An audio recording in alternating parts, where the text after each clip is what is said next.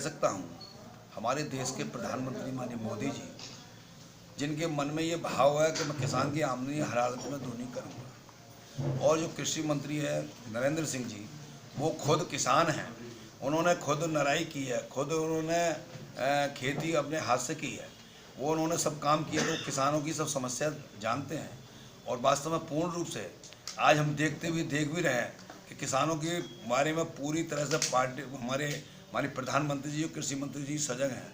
और कुछ लोग जो वास्तव में आंदोलन किसान भाइयों को बरगलाना चाहते हैं, बरगला भी रहे हैं, तो वो सब बैठ के जो आज एक बैठक है उसमें लगभग सब पूर्ण हो जाएगा। अच्छा, मैं ये कह सकता हूँ माननीय मोदी जी के बारे में, जो ये सोचते हो किसान हमारे देश की आन है, किसान हमारे देश की शान है, किसान हमारा भगवान है, जिनके मन में ये भाव हो तो वो उन पर इस बात की कोई शक कर सकता है कि वो किसानों के बारे में कोई बात नहीं सोचेंगे? जिन्होंने मन का ये भाव हो, जिनकी पूजा ये हो कि 125 करोड़ देशवासियों का सेवा मैं कैसे करूं, उन मोदी जी पर शक कर सकते हैं? जिनकी मन में ये भक्ति हो कि भारत भक्ति मेरी भक्ति है, उन मोदी जी पर कोई शक कर सकता है? जिनका धर्म ग्रंथ हो, पूज्य बाबा साहब के नेतृत्व बना हुआ संविधान, उन मोदी जी पर कोई शक कर सकते हैं?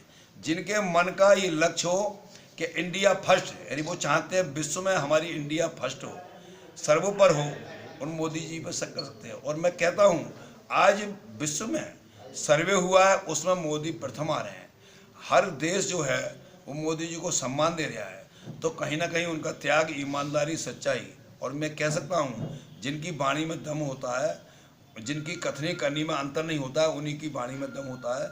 मोदी जी किसानों के प्रति पूर्ण सजग हैं, पूरी तरह से जो उन्होंने जो बोलते हैं वो करके मानते हैं। और जिन्होंने इस देश की मिट्टी की कसम खाई हो कि मैं देश को झुकने नहीं दूंगा, जो चीन कहता था मैं 20-20 किलोमीटर घुस जाता हूँ, आज वो चीन दूर खड़ा है और हमारा जवान आज चोटी पर खड़ा है। सर, वैक्सीन को लेकर क्या कहेंगे? अखिलेश यादव जी का बयान आया है, का जो बयान है आपने सुनाई है, जो हमारे देश के वैज्ञानिक इतने योग्य हैं और इस प्रकार से उन्होंने जो वैक्सीन दी है, हमें बड़ा उन्हें गर्व करना चाहिए। मैं तो ये कहता हूँ कोई एक बार को विपक्षी भी यानी विरोधी भी अगर सही काम करे तो उसकी मंच से तारीफ करनी चाहिए। आज हमें बड़ा गौरवान्वित है कि हमारा अपना स्वदेशी टीका बन गया, और हम इससे भी बड़ा गौरवान्वित इस बात से भी हैं जो नया स्ट्रेन आया है, जो नया वायरस आया है, उसकी भी तैयारी, उसको तहस नहस करने की तैयारी अगर विश्व में कहीं हुई है तो हमारे भारत पहला नंबर आया है।